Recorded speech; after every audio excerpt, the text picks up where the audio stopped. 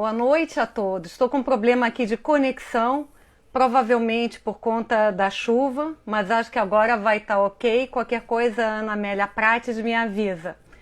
Mas a nossa live de hoje é com o Procurador-Geral do Estado do Rio Grande do Sul, doutor Eduardo Cunha da Costa, mas ele está numa reunião emergencial com o governador Eduardo Leite. Então, quem vai entrar aqui vai ser a doutora Sulamita Santos Cabral, para poder falar das nossas realizações ao longo deste ano e do que vamos realizar em termos de cursos, de palestras e lives. A doutora Lúcia Copit, que também está aqui, mais tarde também ela vai entrar. Ao vivo com a doutora Sulamita Santos Cabral. O nosso convidado de hoje especial é o Procurador-Geral do Estado do Rio Grande do Sul, o doutor Eduardo Cunha da Costa, mas ele foi chamado para uma reunião emergencial com o governador Eduardo Leite. Então, a doutora Sulamita está aqui para poder dizer o que está acontecendo, o que o IARGS está promovendo ao longo deste ano, doutora. Seja bem-vinda. Boa noite a todos.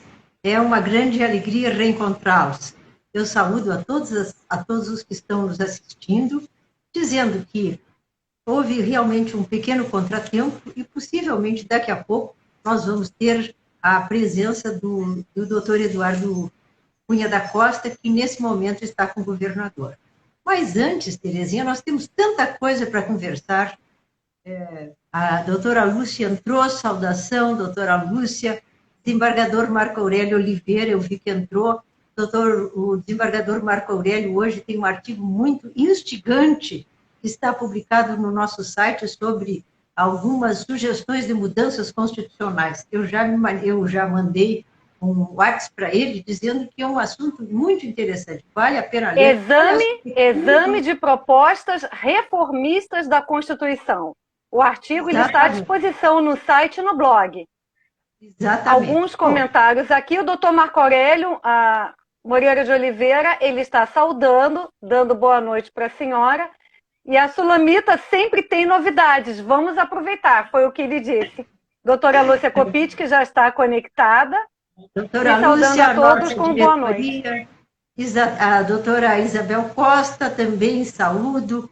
Bom, mas nós, graças a um trabalho conjunto, porque eu sempre digo, o IARGS tem uma coisa maravilhosa. Ser presidente do IARGS é muito gratificante, porque todo mundo ajuda. É um trabalho conjunto, feito com a melhor boa vontade por todos.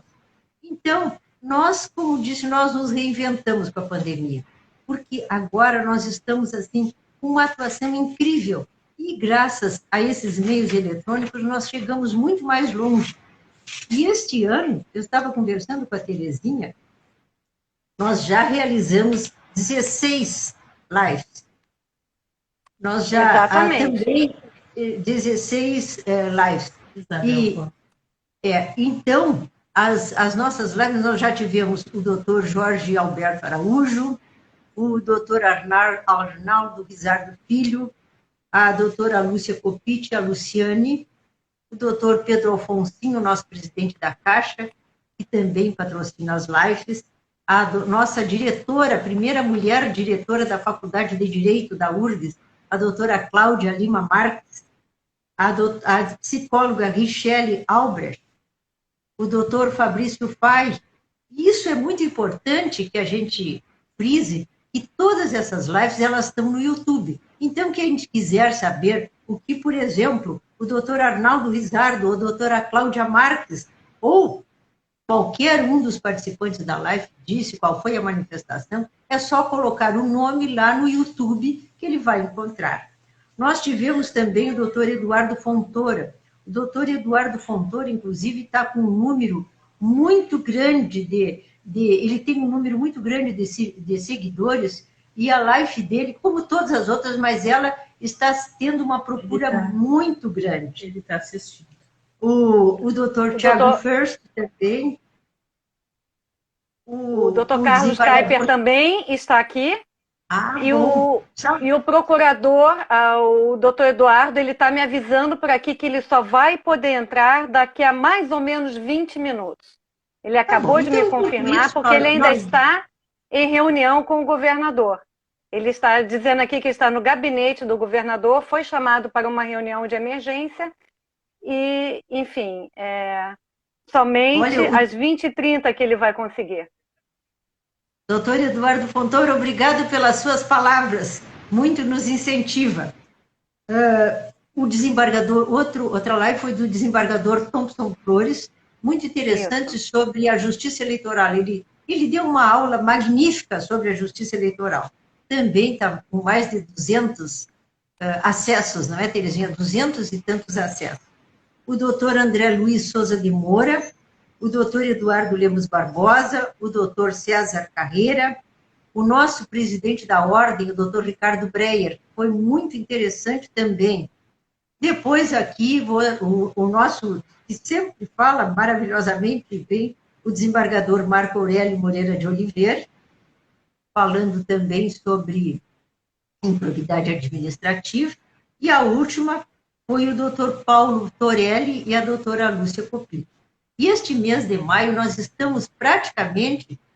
Doutora, só para lhe falar, o doutor Eduardo Fontoura, ele está com 474 visualizações na live dele, que aconteceu há um mês, né?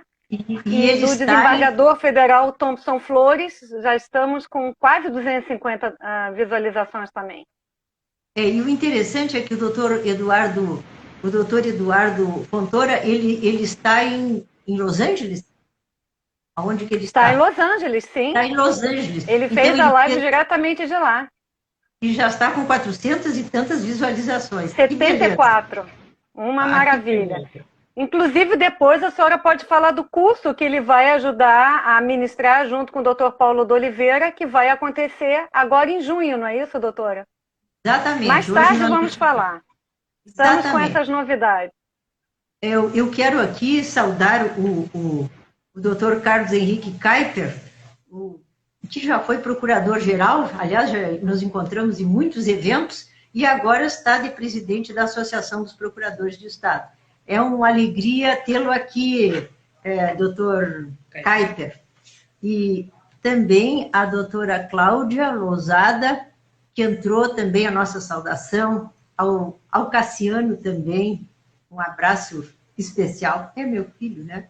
Bom, e também este mês, Terezinha, vamos ter, praticamente nós estamos com todo esse mês já temos quem vai ministrar as lives. Tu pode nos informar quem são os próximos? Sim, nesta quinta-feira, no dia 6 de maio, às 20 horas, vai ser com a diretora do Departamento de Seguridade Social do IARS, a doutora Maria Isabel Pereira da Costa, que está, inclusive, nos assistindo, junto com o doutor Tiago Kidrick, que é presidente da Comissão de Seguridade Social da OAB, do Rio Grande do Sul, e diretor adjunto do Departamento de Seguridade Social do IARS. Eles vão falar sobre aposentadoria especial e o risco concretizado na área da saúde. Vai ser nesta quinta-feira, doutora. A doutora Maria Isabel, inclusive, ela teve Covid, ela foi hospitalizada, e ela me disse que até ela quer fazer nesta live um agradecimento especial ao corpo médico, não? Ao corpo médico e também às pessoas que trabalharam e que atenderam. Ela me disse que a gente não imagina a dedicação dessas pessoas. Os médicos, as enfermeiras, todo aquele grupo, que ela é muito grata a isso. Ela me disse, olha, só quem sofre um problema, quem está internado, é que pode avaliar o trabalho dessas pessoas. Então, eu acho que essa live vai ser muito especial também. Quem mais tu poderias falar, Terezinha? No dia 11, vamos ter uma live com o doutor Renan da Silva Moreira. Ele vai falar sobre crimes digitais. Depois, no dia 13 de maio, vai ser com a procuradora, a doutora Líbia Suzana. E no dia 18, vai ser com o decano do IARS, o doutor Hélio Faraco de Azevedo, que eu gostaria até que a senhora pudesse fazer algum comentário a respeito. O doutor Hélio Faraco de Azevedo agora é o nosso sócio decano. Ele tem 65 anos de IARS. E durante todos esses anos, ele sempre... Bom, eu não faço 65 anos, que sou sócia do IARGS, né? Mas a gente vê pelas atas que o doutor Hélio esteve sempre presente, é uma pessoa maravilhosa. Ele também agora escreveu um livro e ele me disse que a live dele vai ser sobre o exercício da advocacia. Ele vai que vai ser o tema da live. Exatamente. O livro é Tempos Finitos. O livro é outra coisa. Mas a live ele vai falar sobre fatos interessantes nesses 70 anos de advocacia. Então, só que essa live do dia 18, em função da idade do Dr. Hélio, que já tem 92 anos, vai ser às 17 horas. Então, o André, o filho dele, muito querido André, ele me disse, olha, para o pai vai ser muito difícil às 20 horas, em função de remédios, enfim. Então, excepcionalmente, vai haver, no dia 18, essa live com o doutor Hélio, às 17 horas. Faraco de Azevedo, às 17 horas. E no dia 20 vai ser a doutora Melissa Teles Baruffi, que é presidente do Instituto Proteger. Ainda não temos tema, mas vai ser com ela. E ao longo de junho também teremos uma série de lives já agendadas. No dia 27 de maio, inclusive, já tem uma live agendada com a doutora Maria Berenice Dias. Sim, exatamente. Então, quer dizer, a nossa programação está muito boa, porque praticamente todos os temas importantes nós estamos abordando. Além das lives, nós temos também as videopalestras. No Direito de Família, quem iniciou a videopalestra foi o desembargador Luiz Felipe Brasil Santos, um tema muito interessante sobre direito de associações. Muito interessante, se a companheira tem direito ou não tem direito, e, inclusive, como é que as câmaras estão vendo determinados problemas que surgem. Então, todas elas estão. Também direito tributário, nós vamos ter uma live dia 12 sobre o Supremo Tribunal Federal e o esquecimento, é mais ou menos isso, né? Então, também temos o nosso site, o nosso blog com artigos.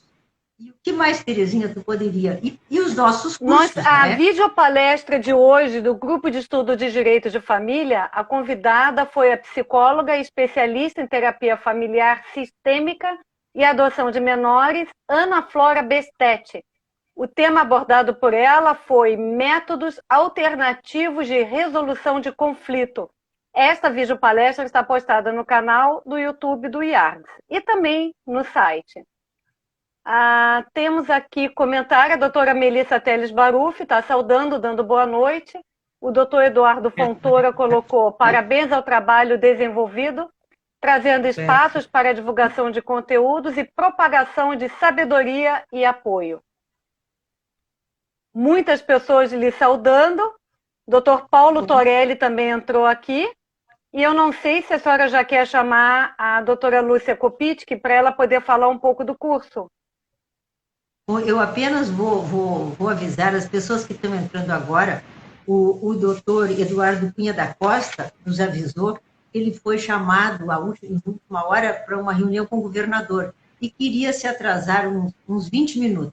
Então, nós estamos conversando, porque é muito bom conversar, a gente se aproxima e não tem essa sensação que está sozinho, não é? Eu, aliás, faço tantas lives, participo de tantos eventos, que eu acho que a minha filha está rindo aqui, diz assim, até demais. E eu preciso das pessoas, porque a gente, ontem tive reunião, hoje teve reunião, segunda-feira tem outra reunião, tem reunião da OAB, tem reunião do Instituto dos Advogados, do nosso colégio de presidentes também, e tem grandes reuniões. Então, isso tudo é muito importante. Mas a doutora Lúcia Kopitsch, que está organizando, junto com o doutor Paulo Torelli, um curso maravilhoso sobre improbidade administrativa, está aqui para falar sobre o curso. Bem-vinda, Lúcia, a nossa vice-presidente. Bem-vinda. Boa noite, Sulamita, boa noite, Terezinha, boa noite a todos os ouvintes. É muito bom estar aqui, já tenho vindo nas últimas 2 sessões e queria saudar o doutor Caip, grande amigo, e vamos aguardar com muita ansiedade essa palestra que deve ser muito interessante, do doutor Eduardo Cunha. Mas eu vou, por enquanto, aproveitando essa oportunidade, convidar a todos para participarem do nosso curso, que será Improbidade Administrativa. Quem coordena esse curso é o Dr. Paulo Torelli, junto comigo, e nós temos excelentes professores que vão nos dar o prazer de nos trazer conhecimento sobre essa matéria tão complexa e que hoje está na mídia diariamente, infelizmente, né? Não a parte jurídica, mas os acontecimentos. Então, nós teremos o primeiro professor, o Dr. Paulo Torelli, que já nos deu, como a gente diz, uma palhinha da beleza que deve ser a aula dele, iniciando esse evento no dia 13 de maio. Depois nós teremos o Dr. Rafael Maffini, grande conhecedor do direito administrativo, o Dr. Ricardo Camargo, que é procurador do Estado, junto comigo, vamos falar sobre, digamos, o pré-processo, a parte investigativa que é feita pelo Ministério Público e onde tem muita importância o advogado, tá? Porque justamente ali que são apuradas as provas, são buscados os indícios, enfim, é feito todo um pré-trabalho antes de ir ao Poder Judiciário. E o advogado poderá, também com trabalho profundo, afastar esta ação para que ela não chegue ao nível do Poder Judiciário, ela não chegue a ser judicializada. Por quê? Porque muitas vezes as pessoas levam a notícia de uma improbidade, uma possível improbidade administrativa ao Ministério Público com fins eleitorais, por desavenças pessoais com algum político ou com algum chefe do Poder Executivo, e neste processo investigativo é que nós teremos, os advogados terão essa oportunidade de demonstrar que essa pessoa denunciada ou que foi trazido o nome não tem envolvimento com o fato. Tá?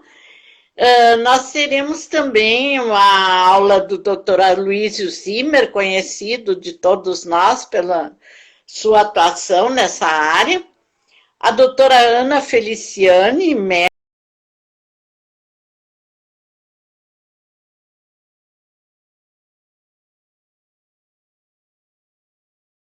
eleitoral, e sempre nos brindou com aulas excelentes. Nós tivemos a audácia de convidar todos os procuradores gerais do país e pedindo que eles nos ajudem a divulgar esse curso em todos os estados, porque esse curso é muito importante, nós precisamos conhecer muito bem essa matéria, tá? Tanto para afastar as falsas denúncias, como para buscar a concretização das sanções àqueles que não agem com probidade nos seus cargos, tá? Junto à administração, junto ao Poder Legislativo, até mesmo junto ao Poder Judiciário. Porque nenhum dos três poderes está livre, tá, de se ver envolvido num ato de improbidade. Aliás, eu lembro agora, falou há pouco que nós teremos uma aula sobre crimes virtuais. Isto. E nós estamos sofrendo, né, um impacto terrível com um crime que foi cometido contra o Tribunal de Justiça do Estado do Rio Grande do Sul. É uma coisa imensurável, prejuízo que isso está causando, porque os advogados estão parados, não tem como acessar o tribunal, os juízes não têm como acessar, É uma situação de real calamidade que nós esperamos e temos certeza que muito em breve, aliás, hoje eu vi que até o dia 9 já estaremos retomando os prazos. Isso é de grande importância, ainda mais nesse momento tão difícil da pandemia. Então, eu queria convidar a todos para participarem do nosso curso. Depois a Terezinha vai dar as formas, como se inscrever, as datas. Já posso falar agora. Ótimo, esperamos contar.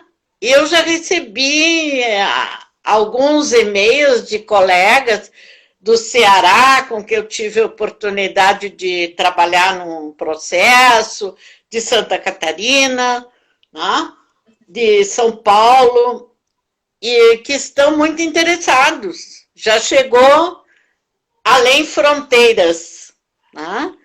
Então, vamos continuar nesse trabalho. Eu vou pedir que toda a diretoria se empenhe em divulgar esse curso, que eu acho de grande importância para nós.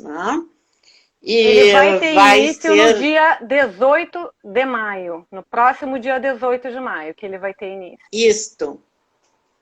E depois temos no dia...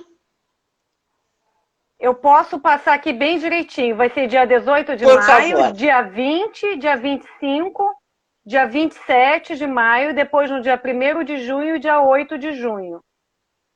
Posso repassar aqui depois, se a senhora precisar. Para inscrições, basta acessar o site cursoimprobidadeadm.eventize.com.br. Repetindo, cursoimprobidadeadm.eventize.com.br. Informações no telefone DDD 51 98 595 1773 ou também informações pelo e-mail eventos.iargues@gmail.com. A aula do dia 18 vai ser estreada com o Dr. Paulo Torelli. E depois vai ser no dia 20 com o Dr. Rafael Maffini, no dia 25 com a doutora Lúcia Kopitsch e o Dr. Ricardo Camargo, no dia 27 com o Dr. Aloysio Zimmermann Júnior, no dia 1º de junho com a doutora Ana Lúcia Feliciani e a última aula do dia 8 de junho com o Dr. Paulo Roberto Moreira de Oliveira. Eu gostaria de aproveitar e falar como estamos nas nossas redes sociais. No Instagram estamos com 2.777 seguidores, só aumentando. No Facebook com 3.245 seguidores. No Twitter com 538 seguidores. E no canal do YouTube com 642 seguidores. Vou pedir à doutora Sulamita para chamar todos para se inscreverem no canal do YouTube e clicarem no sininho. Não é, doutora? É muito importante que todos se inscrevam no canal do YouTube. Eu também quero fazer uma saudação especial à doutora Ana Amélia, a nossa diretora do Departamento de Integração, que nos auxilia muito e que realizará as lives da próxima semana. Que bom. Isso mesmo. Que tu estás aqui, doutora Ana Amélia. Minha fiel escudeira. Doutora, não sei se querem mais informações sobre o curso em Improbidade Administrativa, mas eu não sei se a senhora também quer falar sobre o curso de mediação, que o IARGS promoverá em junho. Em junho nós iremos promover um curso de mediação. Hoje nós fechamos, vai ser um curso muito interessante, mas com um número restrito, vai ser apenas 18, parece que vai ser apenas uma turma de 18, porque vai haver, durante a exposição, não vai haver uma exposição, vai haver uma participação efetiva das pessoas que estiverem realizando o curso. Oportunamente será divulgado o programa, a forma, os professores, ainda estamos organizando da melhor forma possível. Também vai continuar um curso do Dr. Arnaldo Rizardo Filho, e vamos continuar juntamente com a escola da UAB, agora no mês de junho. Então, maio. Agora no mês de maio. Então, também vai ser divulgada a partir de que data? Então, são muitas as promoções também o direito tributário parece que vai fazer um evento grande, nós também estamos Sim, pensando... vamos ter uma live do Dr. Roberto Marrone, que vai fazer a mediação, com o Dr. Arthur Mário Ferreira Neto. Arthur Mário Ferreira Neto. Vai ser no dia 12 de maio, às 18 horas. É a segunda live de direito tributário. Vai ocorrer no dia 12 de maio, só que também num horário diferenciado. Vai ser às 18 horas. E o mediador vai ser o Dr. Roberto Marrone. Sim, então, se me permitir, Terezinha, fazer uma parte. Claro. Essa semana passada, eu tive a grata satisfação de ver uma homenagem muito bonita da doutora Zilda Marrone ao pai da Zilda e avô do doutor Roberto, que foi diretor do Colégio Farroupilha, onde eu tive grande satisfação de estudar, justamente no período em que ele dirigia o colégio, e foi uma pessoa fantástica que todos os alunos do colégio se manifestaram. Eu queria cumprimentar o doutor Roberto por esse avô maravilhoso que ele teve e que certamente deixou muitas coisas boas, e entre elas deixou esse neto tão inteligente que tem nos brindado com tantos trabalhos maravilhosos. Era isso. Muito obrigada. Quero destacar aqui a presença da doutora Maria Isabel Beck, Maria Isabel Pereira da Costa, Isabel Kochler, várias pessoas aqui saudando. A Fabiana da Cunha Bart também está aqui presente, doutora Roberta Schaum, doutora Melissa Teles Baruffi.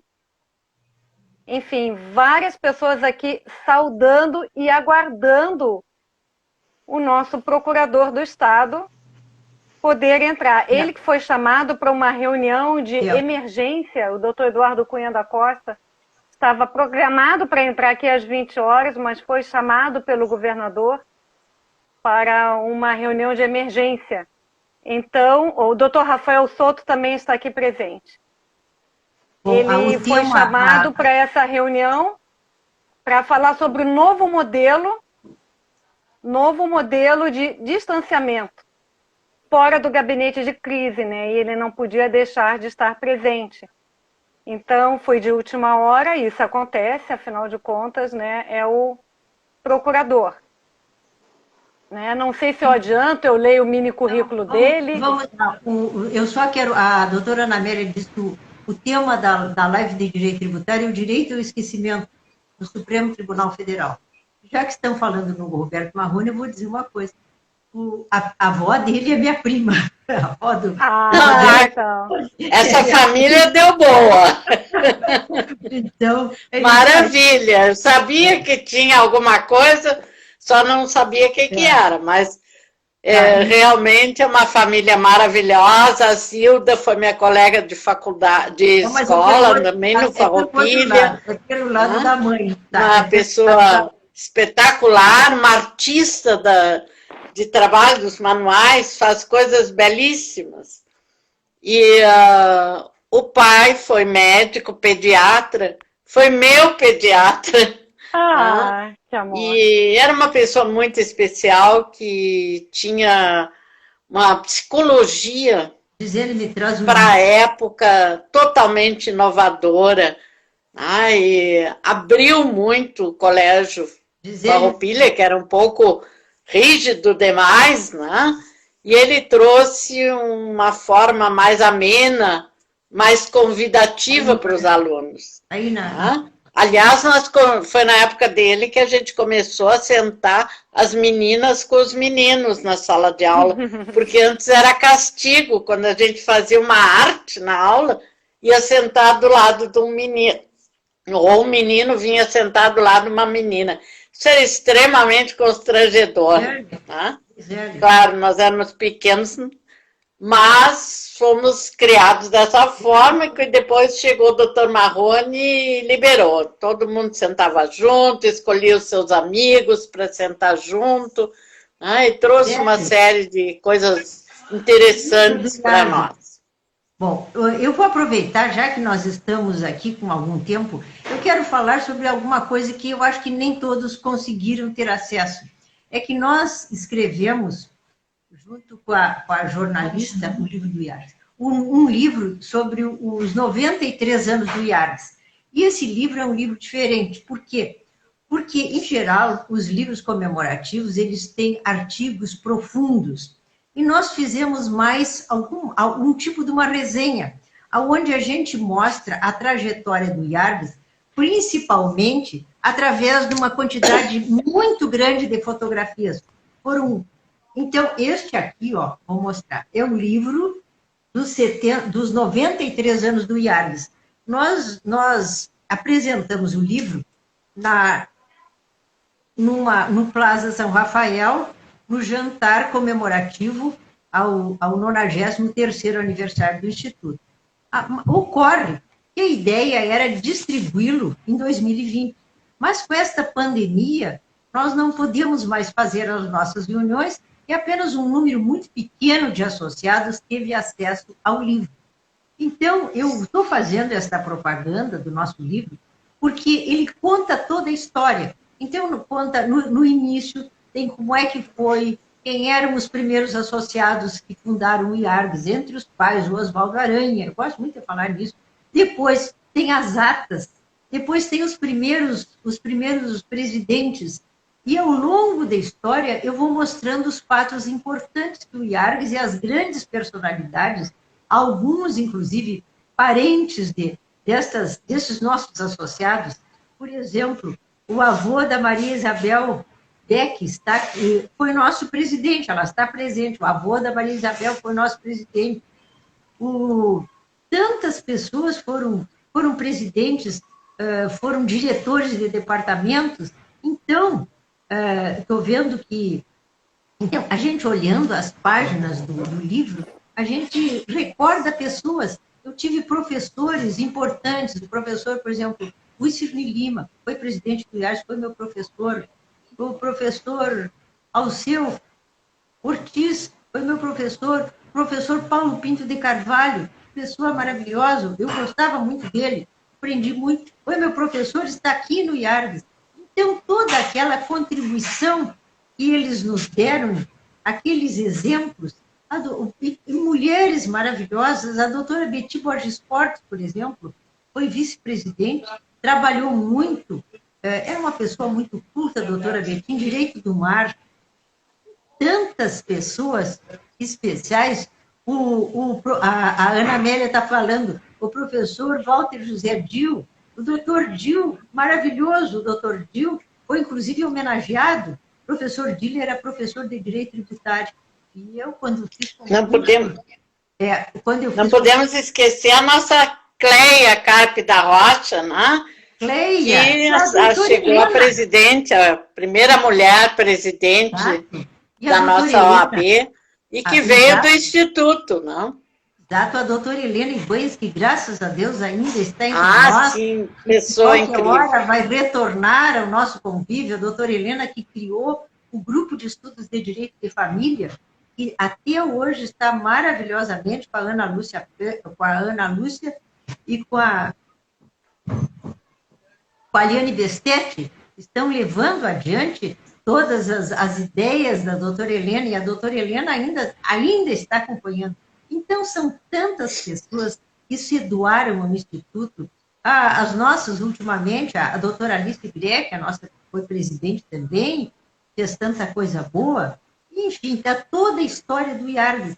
Então, dentro do possível, eu gostaria que procurassem se inteirar, procurassem adquirir o livro, porque vamos encontrar tudo isso, toda essa história, toda essa contribuição importante de tantas pessoas que nos deixaram, alguns nos deixaram, outros continuam trabalhando conosco. E o IARGS, ele é uma instituição cultural que é diferente dos outros, porque nós temos o diferencial que nós agregamos advogados, magistrados e membros do Ministério Público. Por quê? Porque quando o IARGS foi fundado em 1926, não existia ordem. As pessoas eram bacharéis em direito. Então, alguns eram magistrados, outros eram advogados, mas todos faziam parte do Instituto dos Advogados. E eu gosto de contar essa história, porque essa história não é conhecida de tanto. O nosso instituto teve um papel fundamental na criação da Ordem dos Advogados do Brasil. Por quê? Porque quando é que foi criados os cursos jurídicos no Brasil? Os cursos jurídicos no Brasil foram criados em 1827. 1827. E, em 1843, foi criado o Instituto dos Advogados Brasileiros. E as pessoas que se formavam na faculdade, eles eram bacharéis. Então, alguns iam ser juízes, outros iam ser promotores e outros advogados. Mas, ao lado daqueles advogados, também existiam os práticos, os advogados que advogavam sem ter diploma, que eram chamados de rábulas. Então, o Instituto do IAB, o Instituto dos Advogados Brasileiros, desde a sua fundação, ele procurou que houvesse a regulamentação da profissão. Eu tenho muita honra, eu sou sócia do IAB, já tive várias reuniões no IAB, lá no Rio de Janeiro. Então, lá no Rio, desde 1843, eles se reuniam, e uma das pessoas que estava sempre presente era o Dom Pedro II. Inclusive, tem uma cadeira lá que a gente não pode sentar, que é a cadeira onde sentava o Dom Pedro II. E ali no IAB, eles tratavam de grandes assuntos, de temas importantes do interesse do Brasil, entre os quais a regulamentação da profissão do advogado. Alguns defendiam a libertação dos escravos. E problemas também dizendo que os bacharéis em direito deveriam participar mais da política. E algumas restrições que eles viam, algumas leis importantes até sobre tributos, leis em geral sobre tributos, sobre nacionalidade, enfim, sobre desenvolvimento. E uma das vezes que quase criaram a regulamentação da profissão, aí caiu o gabinete. Aí continuaram. Já estava quase pronto quando aí caiu o Império. Então, começou tudo de novo. E, a partir depois da queda do Império, com a proclamação da República, começou tudo de novo. E isso aí está num outro livro lá do Instituto, conta-se que em 1930, quando houve o que alguns dizem a atuação do Getúlio, alguns dizem o golpe do Getúlio, a atuação do Getúlio querendo tomar o poder, houve uma reunião no Instituto. E aí perguntaram o seguinte: o que nós vamos fazer? Aí, olha, nós não podemos fazer nada, porque ao Instituto é vedado se inmiscuir em questões políticas. Mas foi feita uma votação e apenas o professor Hernani Estrela foi contra. Até, dizem as boas-línguas, porque ele era paulista. E foram toda a diretoria do Instituto até o Palácio. Chegando lá, foram recebidos pelo Oswaldo Aranha. Disseram: olha, nós queremos apoiar o Getúlio e tal, nós estamos de acordo, mas nós queremos fazer um pedido. Se esta revolução for vitoriosa, nós queremos que seja criado que seja regulamentada a profissão. Nós queremos que seja criada a Ordem dos Advogados do Brasil. E o Oswaldo Aranha prometeu. E 45 dias após, foi através foi um decreto do Getúlio, aonde foi criada a Ordem dos Advogados do Brasil. E aí, coube ao Instituto, aos institutos dos advogados, os já existentes, a tarefa de implementar a ordem nos estados. E ao Instituto dos Advogados Brasileiros fazer a regulamentação geral da Ordem dos Advogados do Brasil. Então, o nosso instituto se reuniu, por isso é que o Leonardo Macedônia era presidente do instituto e foi eleito presidente da ordem porque era preciso criar a ordem. Então, foram vendo onde é que existiam bacharéis, então foram criadas as subseções dos lugares de Uruguaiana e de outros lugares aqui no Brasil. Pronto. Seja bem-vindo. Que coisa boa, doutor Eduardo Cunha, é com muita alegria que nós o recebemos e é uma honra realmente o senhor participar dessa nossa live. Com isso, pessoal, foi criada a ordem e o doutor Eduardo apareceu. Então, eu vou me despedir dizendo da alegria de tê-lo aqui. Tá, Terezinha? Pode me desconectar. A mim também, uma boa noite, doutor Eduardo. Vamos ficar ouvindo o senhor, mas vamos sair, nos desconectar aqui da imagem. Perfeito, muito obrigado, doutora Sulamita. Fico aqui à vontade, então, por favor. As duas podem se desconectar. Tá. Então, seja bem-vindo, doutor Eduardo Cunha da Costa, que é o Procurador-Geral do Estado do Rio Grande do Sul. O tema de hoje é sobre advocacia pública em tempos de pandemia. Vou ler o seu mini currículo. É graduado em Direito com laurea acadêmica pela Universidade Federal do Rio Grande do Sul. Doutorando em Direito pela Universidade de Roma, Tor Vergata, e pela URGS, Cotutela. Possui pós-graduação em Direito Processual pela URGS e em Contratos Internacionais pela Universidade de Boston, em Massachusetts. Foi pesquisador convidado na Universidade de Colômbia, Nova York, e na Universidade de Paris, Panthéon-Assas. É Procurador-Geral do Estado desde o dia 1º de janeiro de 2019 e atualmente é o primeiro vice-presidente do Colégio Nacional de Procuradores Gerais dos Estados e do Distrito Federal. Seja bem-vindo, doutor.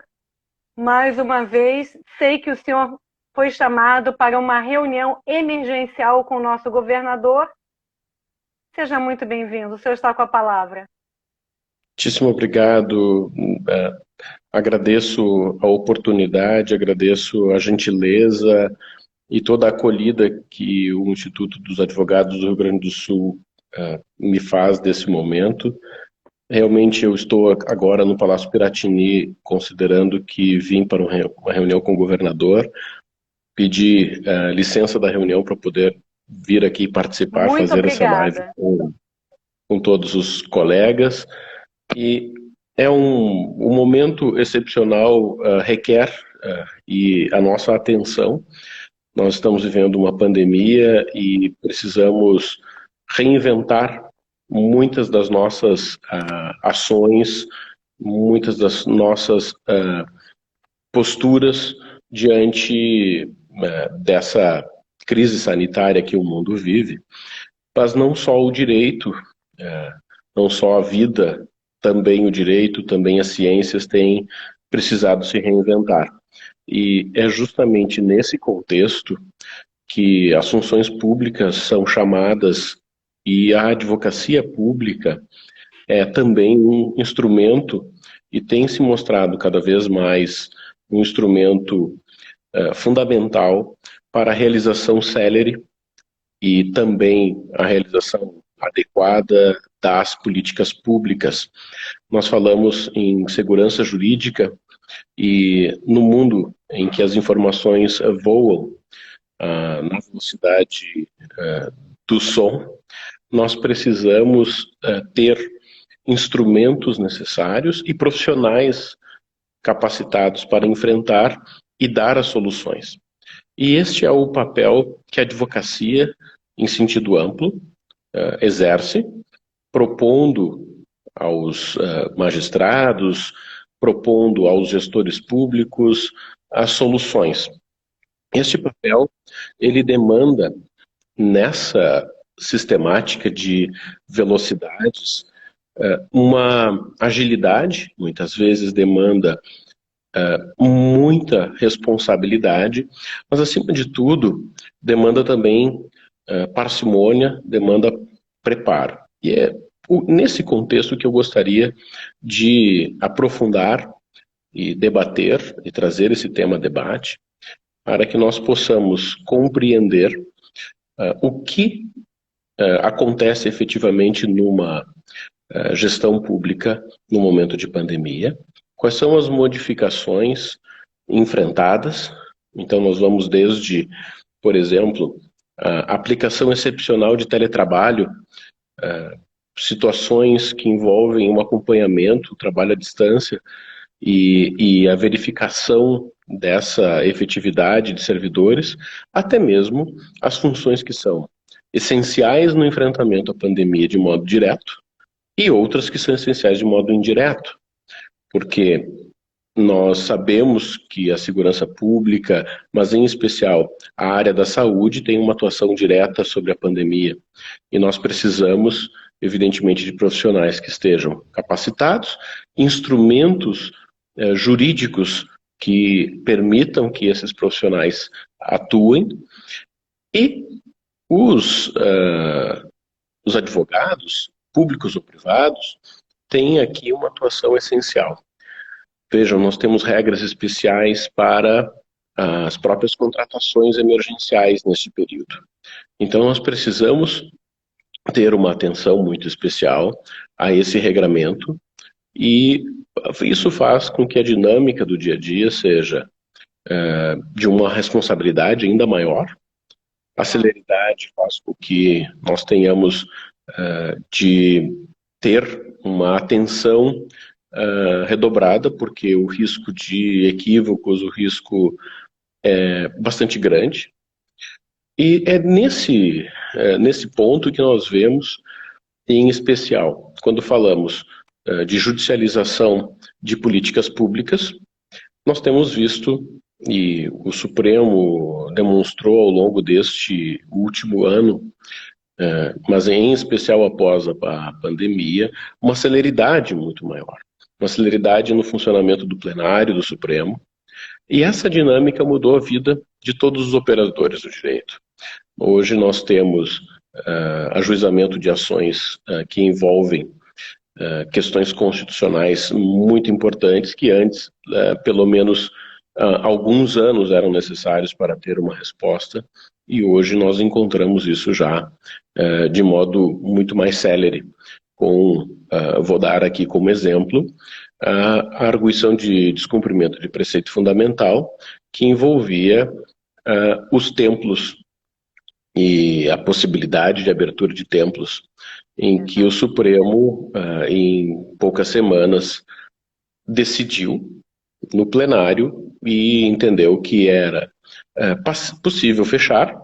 Então, veja, nós estávamos falando lá de um direito que é um direito inviolável à religião, e o Supremo deu a interpretação adequada a esse preceito, dizendo que existe um preceito maior, que é o direito à vida, e as medidas sanitárias, portanto, podem fechar os templos. Foi isso que o Supremo disse, vencidos apenas o ministro Dias Toffoli e o ministro Nunes Marques. Trago esse exemplo porque nós tivemos aqui recentemente no Rio Grande do Sul também o debate envolvendo a abertura das escolas, a possibilidade da abertura das escolas, e a separação dos poderes é o núcleo central deste debate. E vejam, os advogados públicos e privados estão justamente na construção dessas teses, no debate dessas questões, em ambos os lados. Ou seja, os autores que trouxeram a sua tese, construíram a sua tese dizendo que não poderia ser aberto as escolas, não poderiam ser abertas as escolas nesse período, considerando todos os riscos, e também, do outro lado, a defesa do aspecto científico e do aspecto sanitário, acerca da viabilidade. Doutor. Como é que fica esse equilíbrio entre os protocolos de saúde e economia? O que se leva em consideração? Esse é um cotejo bastante complexo, é um cotejo que necessita ser feito caso a caso. Nós não conseguimos resolvê-lo de forma precisa ou de forma adequada se nós olharmos de modo genérico. Hoje, em oportunidade, falando em uma rádio aqui de Porto Alegre, nós, justamente questionado, eu expliquei que este é um hard case. Este é um caso complexo, um caso difícil, aqueles casos para os quais nós não temos uma resposta simples. E qual o melhor formato de enfrentar um hard case, um caso como este? É tentando compreender melhor o detalhamento, E por isso, de modo genérico, por exemplo, quando nós falamos sobre a proibição de abertura de escolas, me parece que justamente aí é que reside a dificuldade.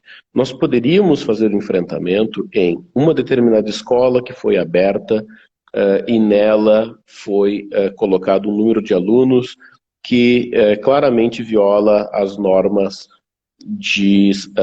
sanitárias. Aí nós teríamos um debate. Diferente é eu ter um debate em tese sobre a possibilidade ou não de abrir.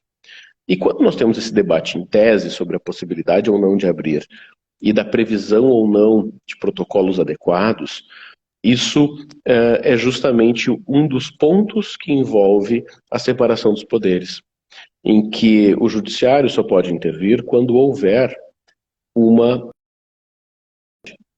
E se nós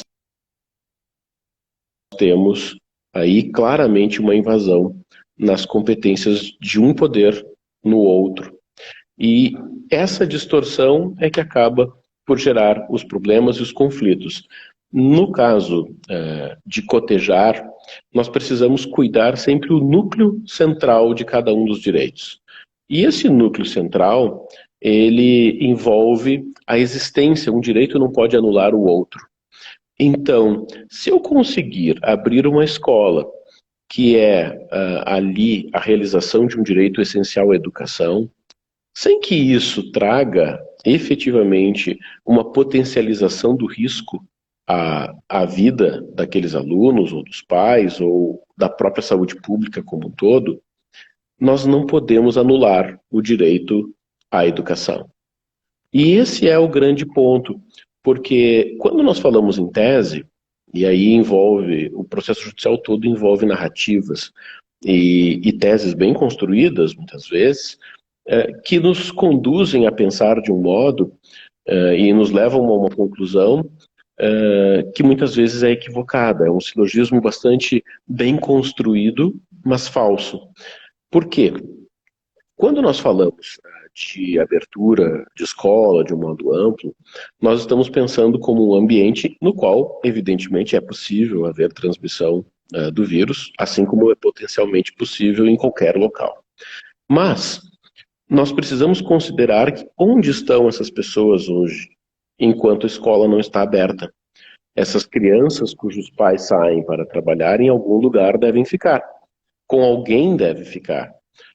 E esse ambiente não é menos potencial transmissor. Aliás, nós temos, inclusive a partir de estudos, temos hoje certeza de que é potencialmente maior a possibilidade de contágio nessas circunstâncias do que seria em uma escola adequadamente aberta com o segmento dos protocolos necessários.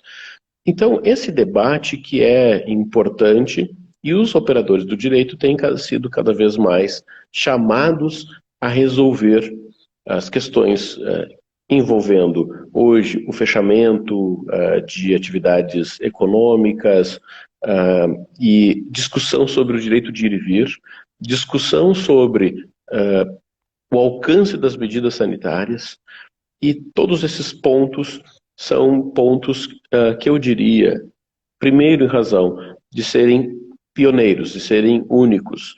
É a primeira vez que nós temos dentro desse sistema jurídico e mais tendo acesso a redes sociais, nós temos uma sistemática e nós temos uma pandemia acontecendo, de modo que a informação vai muito mais rápido, chega muito mais rápido às pessoas, e com ela vai a distorção das fake news, com ela vai também a dúvida no que acreditar, em razão de todas as informações e a necessidade de se saber administrar todas essas informações e também como confiar naquelas informações que nos são dadas.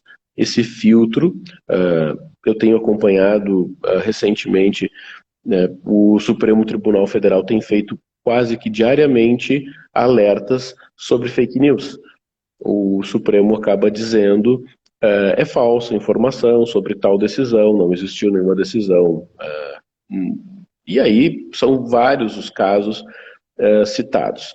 E isso significa, e nós precisamos achar instrumentos e pensar em como lidar e como conviver com essa liberdade de expressão, como conviver com as redes sociais em períodos de pandemia, em períodos complexos como este. Esse desafio vai certamente transformar a sociedade, vai certamente transformar e gerar uma nova forma de convívio social, uma nova forma.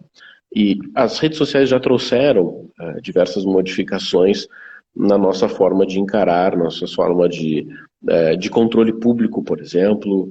Nós temos sistemas de transparência, todos eles automáticos. Nós temos, a partir de aplicativos, possibilidade de obter informações em tempo real, no tempo em que são alimentadas. Como usar essas informações? Como a cidadania é exercida a partir dessas informações e como os agentes públicos devem se portar. O que nós precisamos é estar muito abertos para essa dinâmica, muito abertos para compreender a partir de balizas do sistema. Então, hoje, a normatividade plena, a dogmática, ou seja, a norma jurídica, a lei especificamente fria, ela tem hoje uma capacidade muito reduzida de resolver os problemas. Nós precisamos pensar o sistema como um todo e, a partir deste pensamento sistêmico, extrair as respostas que nós precisamos para o nosso dia a dia, cotejando, evidentemente, todos os prós e todos os contras dentro dos conceitos constitucionais. Eu vou trazer aqui um exemplo para os que estão acompanhando. Hoje foi noticiado, mas a decisão é de ontem, do ministro Lewandowski do Supremo Tribunal Federal, suspendendo uma decisão sobre o caso do Rio de Janeiro, que havia determinado por decreto a vacinação antecipada dos professores. Houve uma decisão governamental e alteração, então, do decreto, considerando a essencialidade da função da educação, e a partir disso foi determinado que antes das pessoas com comorbidades poderem realizar a sua vacinação, viriam os professores. Essa alteração é importante ter presente toda a normativa que foi estabelecida no Plano Nacional de Imunização e o Plano Nacional de Organização desse plano de imunização, que estabelece uma ordem de prioridade.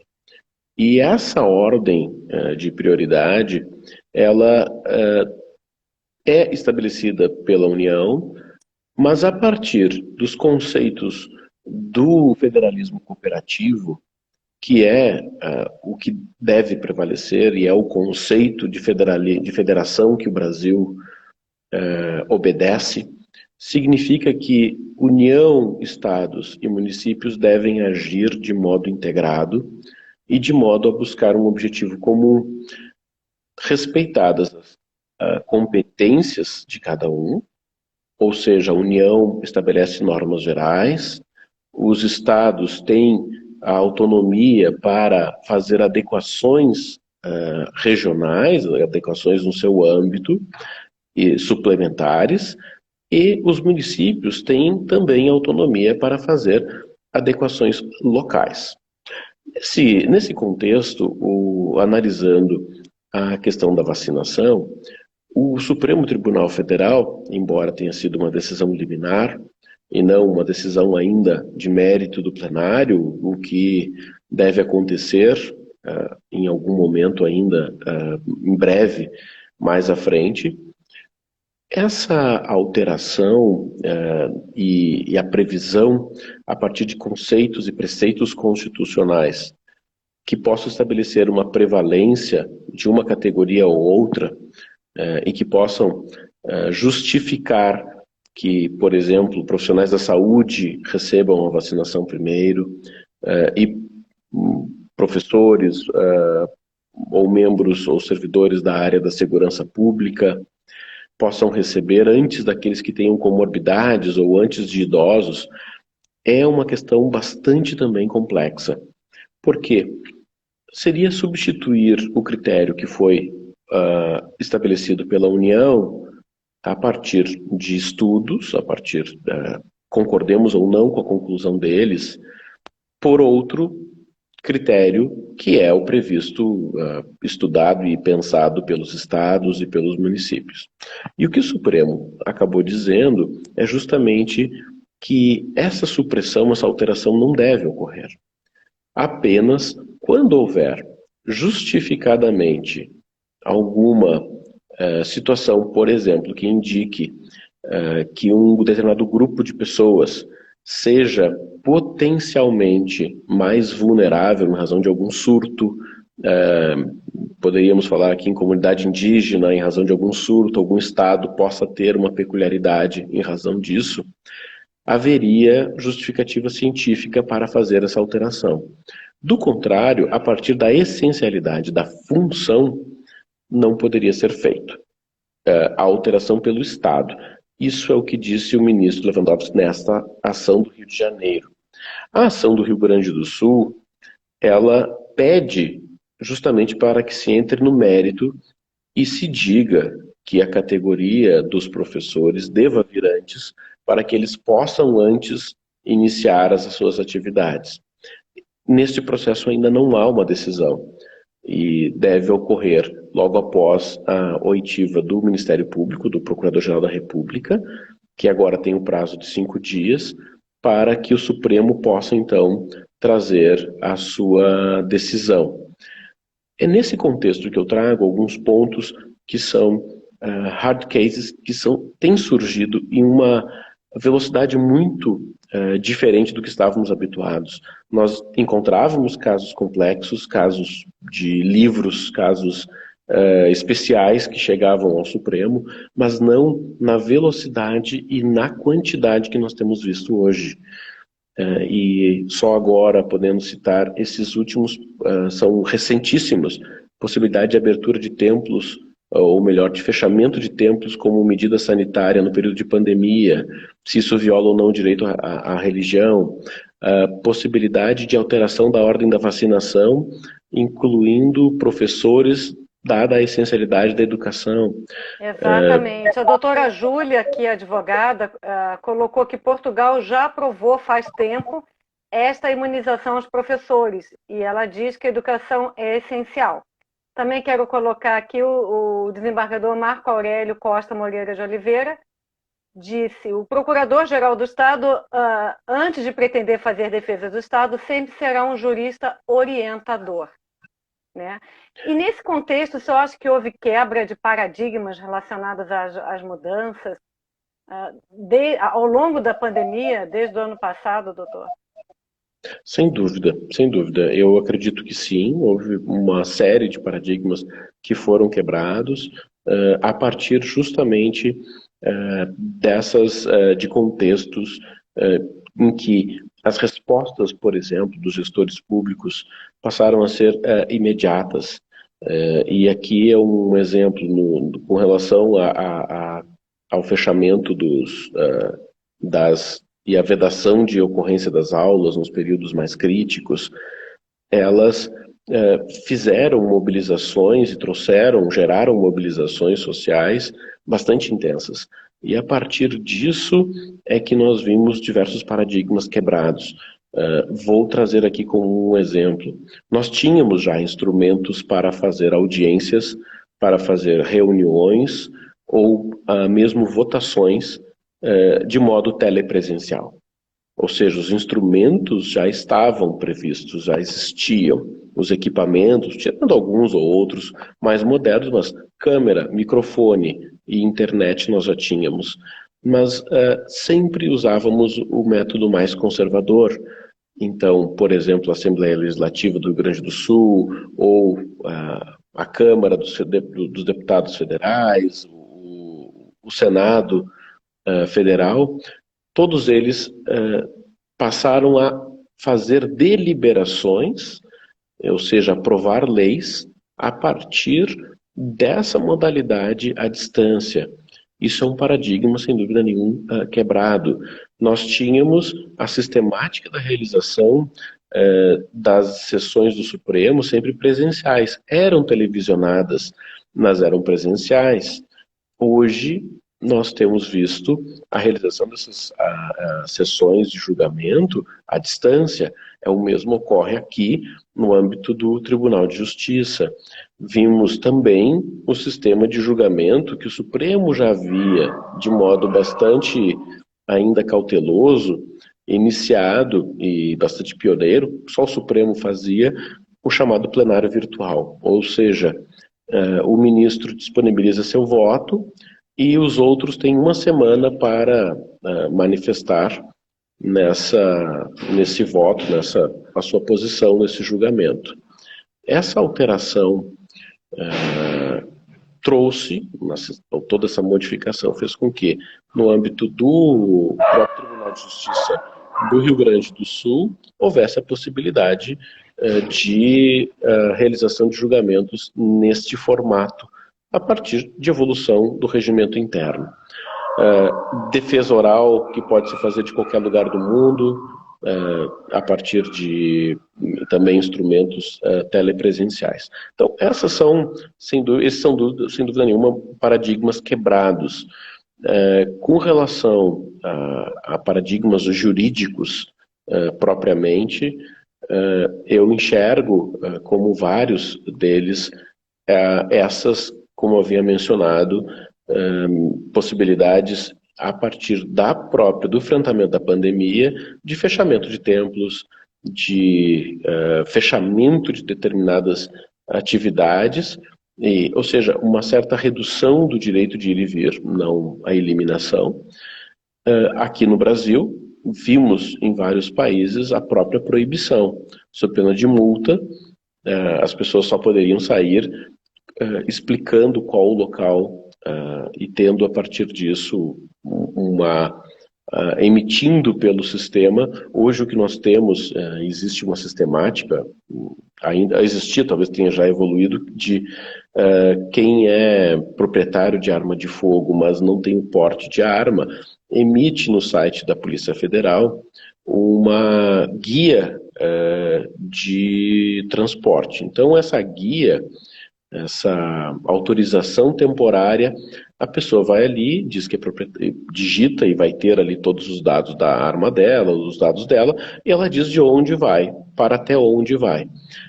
Essa autorização essa sistemática passou a ser utilizada na Europa, por exemplo, para circulação, dizendo que vai da casa de fulano até determinado local, justificando o porquê, e nesse período ele pode se deslocar.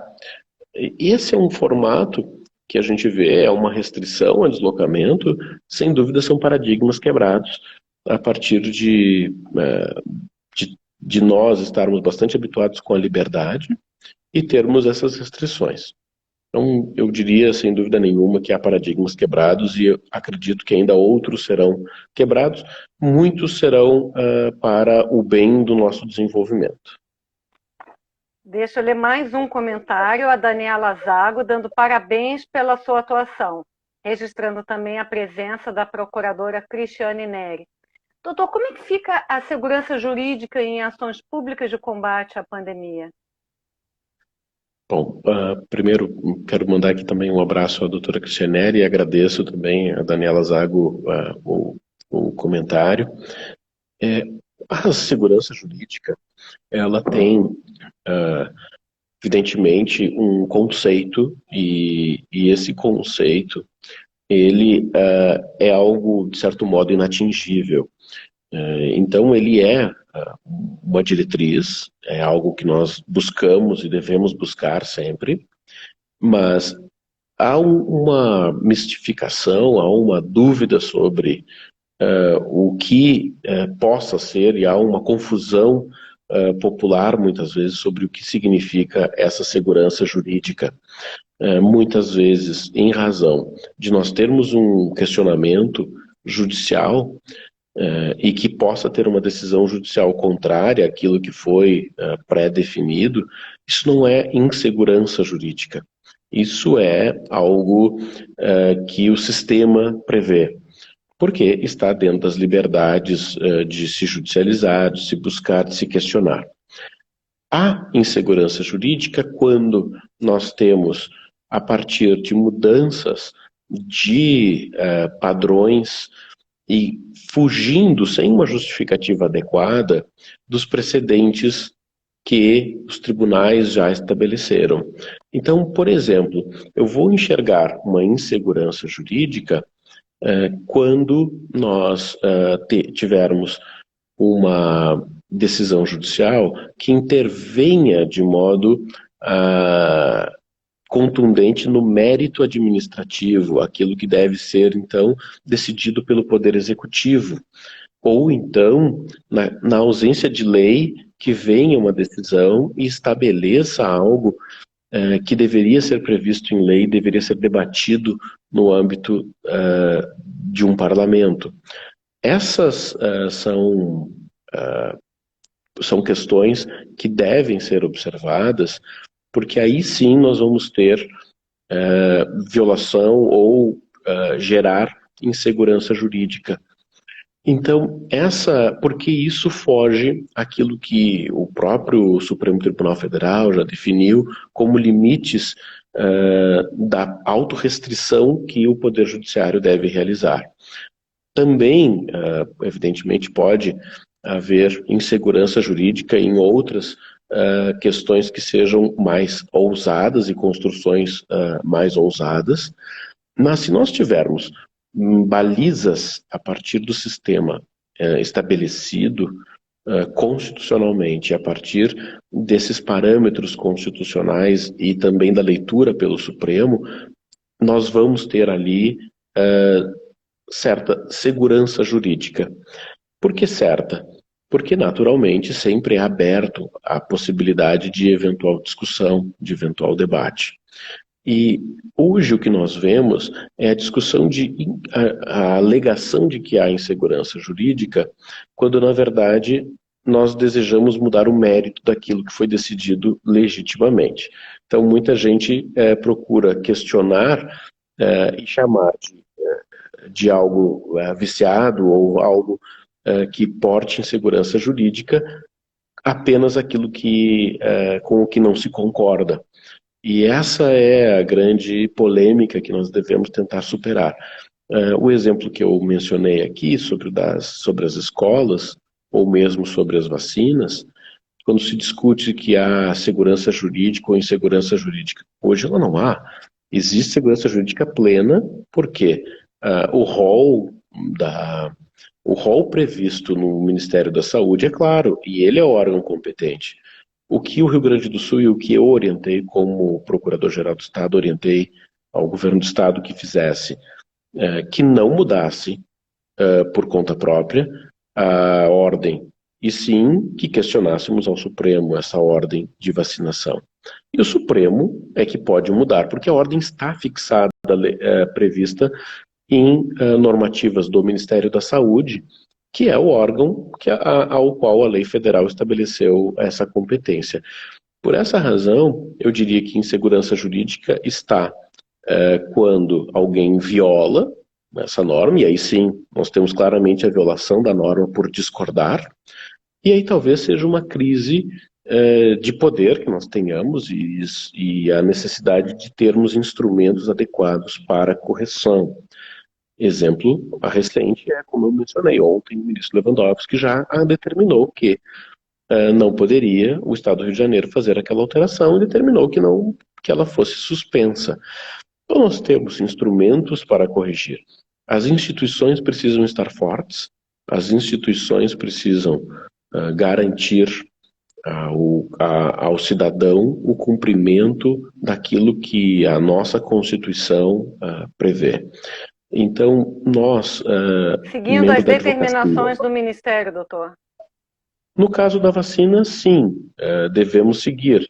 Podemos questioná-las sem dúvida nenhuma, se entendemos que há nelas alguma discussão.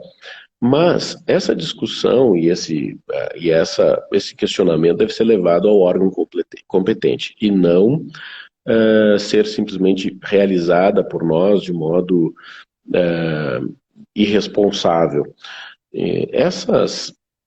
Esse ponto que envolve, então, as ações e eu diria que é o questionamento sobre a segurança jurídica, e o fato de haver ação não significa insegurança jurídica, tanto por parte de quem praticou o ato que está impugnado, quanto por parte daquele que questiona. O que nós precisamos é ter instituições sólidas.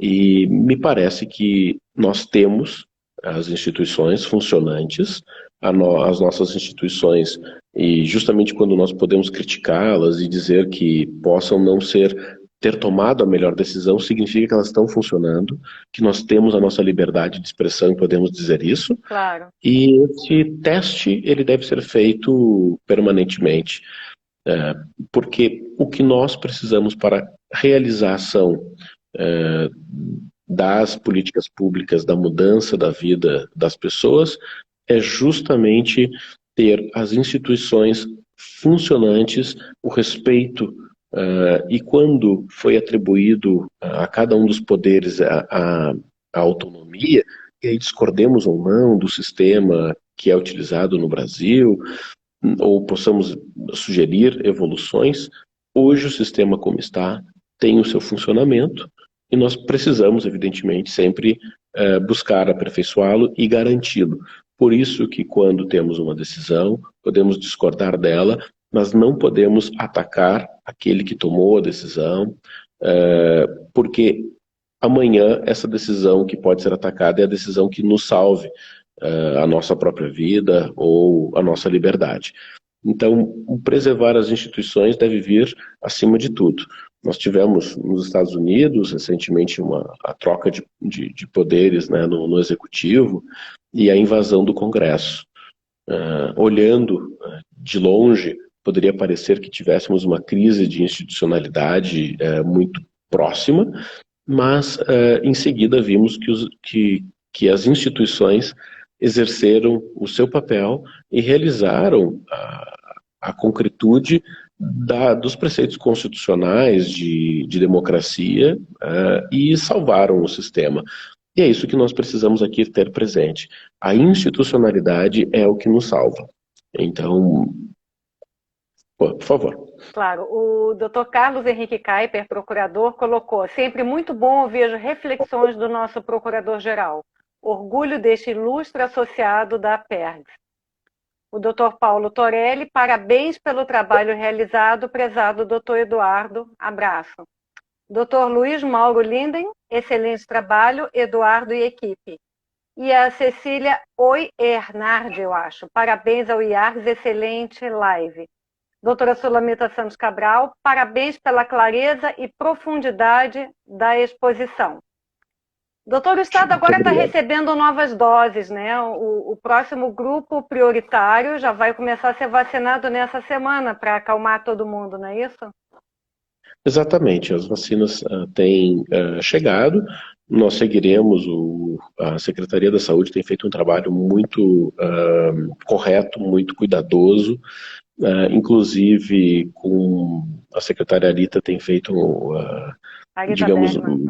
Exatamente, a secretária Arita Bergman da Saúde tem feito demonstrações claras do funcionamento, do respeito às normativas do Ministério, também o cuidado para que não haja nenhum tipo de vacina. Vimos aqui, mais uma vez, fake news sobre estoque de vacinas, sobre um número reduzido de vacinas, aplicação, o que não é verdadeiro, foi depois isso desmentido, comprovado. Então são políticas públicas fundamentais nesse momento, que nós precisamos ter o respaldo. A advocacia pública tem realizado permanentemente essa atividade de dar respaldo para que a política pública seja realizada com segurança, para que a política pública seja realizada com celeridade e evitar com isso as eventuais fragilidades jurídicas que possam ocorrer. E nisso, o papel do advogado público tem sido cada vez mais demandado e cada vez mais desafiador, o que é motivo de satisfação para quem gosta de viver desafios, especialmente por poder enxergar a concretude e a realização em breve de políticas, porque hoje o que nós vemos são céleres tomadas de decisão e respostas, até porque hoje a sociedade não suporta mais esperar, e por isso o gestor público tem buscado cada vez mais utilizar de instrumentos adequados e ter também segurança para ele, como gestor, para a realização desses atos. Eu quero também agradecer as palavras do Dr. Carlos Henrique Caipe, presidente da Associação dos Procuradores do Estado, a PERGS, a qual sou filiado orgulhosamente, ao Dr. Paulo Torelli, ex-procurador-geral do Estado, dileto amigo, e também a todos os demais que têm, ao Dr. Sulamita, e os demais comentários elogiosos que temos recebido, que agradeço profundamente. É sempre bom checar as notícias que chegam, não é, doutor? Para saber se são fake news, entrar em contato com a prefeitura, com o 156, e checar verdadeiramente a questão da vacinação. Doutor, seria importante o senhor falar rapidamente sobre a função da PGE no sistema da advocacia e, quem sabe, dizer se houve uma necessidade de reinvenção nas instituições jurídicas para a gente poder fazer uma finalização. Claro, sem dúvida. Muito obrigado. Realmente, hoje é muito importante fazer essa checagem das informações, seja qual for, buscar a fonte, o que não é nenhuma dificuldade, porque se recebe uma informação, se é uma informação importante, entre no site do órgão que está ali indicado, não use o link que veio, entre no site para ver lá mesmo, com seus próprios olhos. Houve sim uma modificação, sem dúvida nenhuma, nas instituições. Hoje eu diria a advocacia pública, e no caso aqui da Procuradoria Geral do Estado, como órgão central do sistema de advocacia do Estado do Rio Grande do Sul, nós passamos e vimos claramente um aumento das demandas administrativas. Por quê? Há hoje, e claro, em razão da pandemia, naturalmente o andar das ações judiciais diminuiu, passamos a ter ações em menor número, mas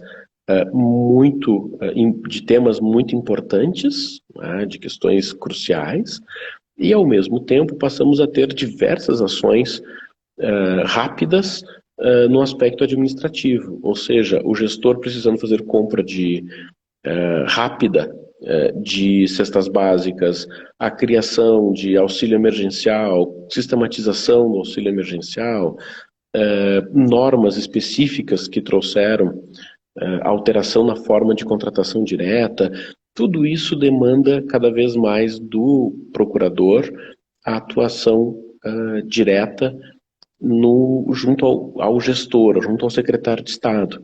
E hoje nós temos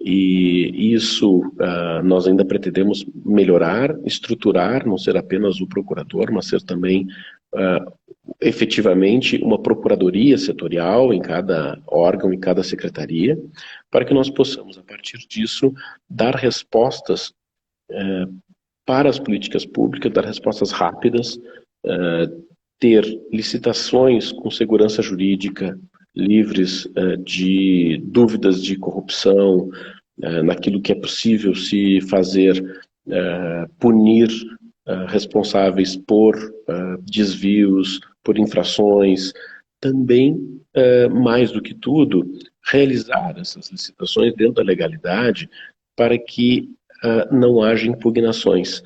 E são essas impugnações de processos que não estão bem feitos, ou às vezes mal feitos, mal construídos, às vezes deliberada, mas muitas vezes não deliberadamente, precisam ter o rumo corrigido o quanto antes. E nisso é que acaba sendo fundamental a presença do procurador lá no início, quando a ideia começa a ser apenas gestada, um momento em que o gestor imaginou como fazer, imaginou o que pretende fazer, já ter ao seu lado o jurídico, o procurador, que vai lhe dizer qual caminho deve ser tomado, qual a forma, e vai buscar dar essa roupagem jurídica que lhe dê segurança e também garanta que no meio do processo não tenha nenhuma impugnação. Hoje nós vemos grandes, e historicamente víamos, grandes processos licitatórios ou outras formas mesmo de atuação administrativa impugnados e trancados em razão dessas falhas. E hoje isso não tem mais como aguardar. O gestor não pode mais se dar ao luxo de aguardar. Nós estamos falando de compras, por exemplo, de cestas básicas, nós não podemos aguardar meses para isso acontecer. Então, eu diria que sim, houve uma reinvenção e nós estamos em permanente reinvenção. E é pesado, digamos, é difícil, é duro, mas também é gratificante fazer parte dessa história, fazer parte dessa evolução histórica. Vai fazer parte dos livros de história, não é, doutor? Vou ler mais alguns comentários, não vou conseguir ler todos. A doutora Kali Rodrigues, excelente live. Doutora Marineida, Mariano, parabéns, excelente participação e muito esclarecedora. Doutora Krieger, parabéns, doutor Eduardo. Doutora Maria Helena Gonçalves, grande palestrante, bom senso e maturidade, adorei. A doutora Josiana Castro, parabéns, doutor Eduardo, e muitos outros comentários. Doutor Eduardo, alguma coisa que eu não lhe perguntei, o senhor gostaria de deixar uma mensagem para esse público aqui de advogados e não advogados que estão nos assistindo agora pelo perfil do IARGS? Eu gostaria de agradecer a oportunidade de nós conversarmos aqui e o prestígio das pessoas que tiraram seu tempo para conosco aqui conversar. E dizer que é fundamental que tenhamos presente, estejamos abertos para as evoluções. Essas evoluções vão e estão acontecendo simultaneamente, nós estamos vivendo uma revolução histórica. Eu sou um apaixonado por história, então muito procurei, inclusive, ler e entender dos acontecimentos, por exemplo, na pandemia de gripe espanhola, entre 1918 e 1921, e muitas coisas nós vimos se repetindo. Muitos folclores, lá se usava como se vendia e inflacionou o preço do quinino, que era utilizado para combater a malária, muito semelhante à cloroquina. Então, vimos diversas modificações, diversas de cenário, mas a história, de certo modo, se repetindo. Então, eu gostaria de dizer que olhar a nossa história e entender que nós estamos em permanente evolução e procurar entender o sistema e encontrar nele as soluções para os problemas atuais é o caminho, sempre preservando as instituições que nós conquistamos, que os nossos antepassados conquistaram, com custo, muitas vezes, de vidas, liberdade, para que hoje tenhamos a democracia. Vamos seguir firmes na defesa do nosso Estado democrático brasileiro. O doutor Rinaldo, inclusive, colocou parabéns ao doutor Eduardo pela incansável luta pela educação. A doutora Graziela Fialho, parabéns pela excelente atuação também.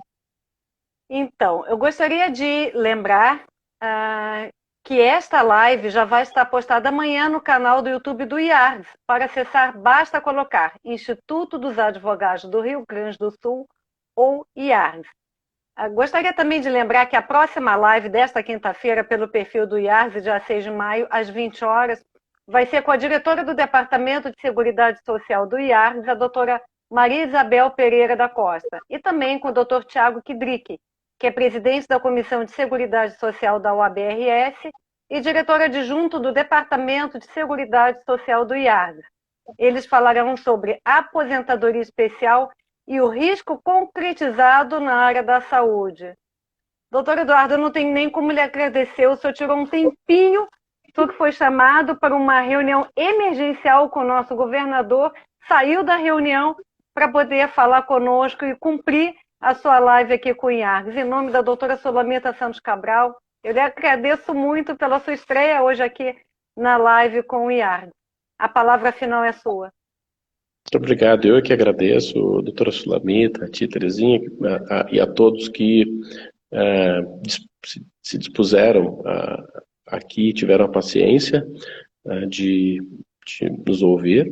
Eu ainda estou aqui no Palácio Piratini, volto para a reunião, o governador seguiu, e é um imenso prazer poder compartilhar aqui desses nossos pensamentos e dessas ideias, que nós temos certeza que podemos evoluir muito. Parabenizar o IARGS pela realização das lives, que sem dúvida nenhuma é uma forma muito importante e moderna e rápida de nós podermos compartilhar esses pensamentos e essas ideias que são pilares do nosso direito. Esta live já faz parte do acervo do IARGS e amanhã, como eu disse, ela já vai estar postada no canal do YouTube. Inscreva-se no canal do YouTube do IARGS e clique no sininho para ativar as notificações. Em nome da doutora Solamita Santos Cabral, agradeço imensamente a sua participação na live de hoje. Muito obrigada a todos e boa noite. Boa noite, doutor Eduardo. Boa noite, muito obrigado.